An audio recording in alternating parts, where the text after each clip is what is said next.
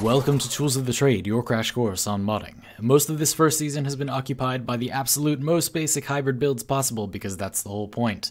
We want to establish what normal builds are before we head off into the wilderness and start running things like magazine size and recoil reduction. That's right, not today, that jank has no place here.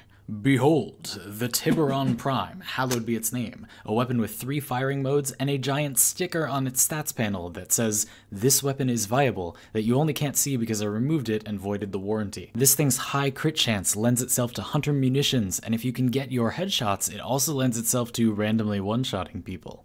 If you can get a critical headshot that procs munitions and you also proc viral, what you shot is usually dead. In my experience, Argon Scope is a little better than Vigilante Armaments here because it increases your critical consistency more overall for hunter munitions, but Vigilante Armaments increases your viral consistency and is much easier to get, so I'll be using it for the rest of this video. The 3 firing modes can all be useful, but you're gonna find the greatest success with burst mode. This gives you a very nice chance per burst to snag your viral proc and get your critical hunter munitions headshot with 1 trigger pull, and makes the weapon feel a little bit less coin flippy and a little bit more enemy killy. Still, at times, it's nice to use semi-auto and save ammo. You may also prefer semi-auto mode at long distances. Burst and semi are close enough in terms of overall damage output that it's kind of up to you which you want to use in the end. And then we have auto. This has meaningfully weaker crit stats but does have nice status. Its main use is to kill swarms of nullifier bubbles more easily. As you can see, burst doesn't handle that well, but with auto it's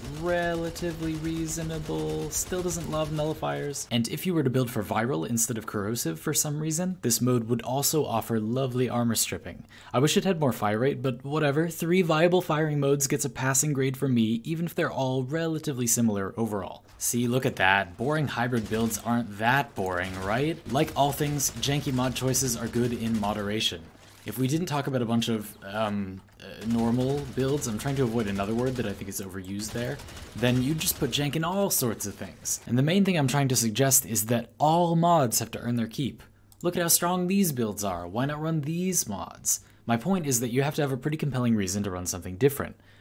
Well, no, you don't have, I mean, you can build whatever you want. What I mean is that if you always have a compelling reason, I think you'll find the good use cases for jankier mods feel more fulfilling. When you find that one weapon that wants to use spring-loaded chamber, ooh, it's a wonderful feeling. And also your builds will deal more damage. And now that we've covered the basics, we'll start getting down to the real business, teaching you how to build competitive jank.